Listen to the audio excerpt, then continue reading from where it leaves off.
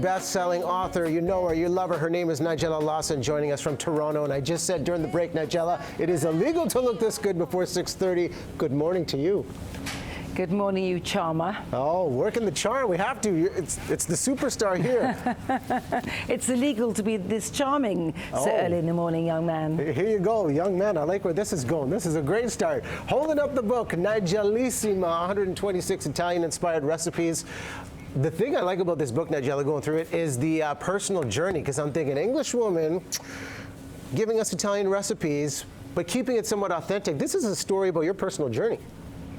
Well, it is. I decided when I was a teenager I really had to be Italian, so I took myself off to Italy and did my absolute best to become Italian, and I love Italy. But actually, I'm not trying to make recipes that are authentically, traditionally Italian, although many of the recipes are.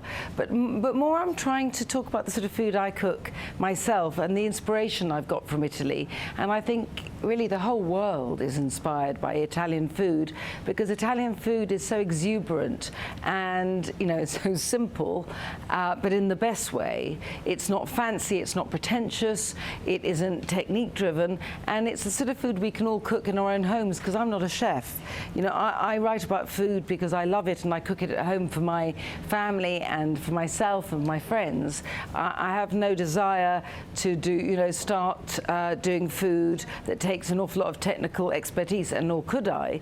But I think the point about food is we eat it every day. We need it for sustenance, but not just for our bodies, but for our souls. So food that is so full of joy and pleasure is my kind of food. Joy, pleasure, and you know the experience. Anytime there's a good meal, there's good company there as well. And you make a good point. Yeah. The thing I really appreciate about you, you're neither a trained chef nor cook, but you got into this business. Do you remember the first meal you ever had where you realized, you know what, I want this to be a focus in my life? What was that food that you had? No, I never did. I was a journalist, and actually not even a food journalist.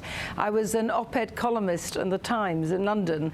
But as all journalists will know, that whenever you've got a piece to write, you find some other activity. I mean, I can even be found ironing if I have a piece to write, and I never iron. But I always used to make risotto or make soups, and as I did that, I loved it. And of course, I cooked for editors and my friends who were journalists, and I had children, and actually I had small children, and then my first husband got very ill, and so it wasn't really reasonable for me to be a journalist. And I thought, well, I cook all the time, and I love writing. Why not combine the two? And that's how it started. Like most things in life, you know, you don't plan who you fall in love with, and I didn't plan the career I fell in love with. It was just I just lurch from crisis to crisis, and my culinary crisis is this, and I love it. So that's what I feel, that I am the world's clumsiest person. So I know if I can cook something, anyone can. Well, you got a great legacy with it, and the fact you have 8 cookbooks under your belt, and I know you elaborate. And I love it. I love it.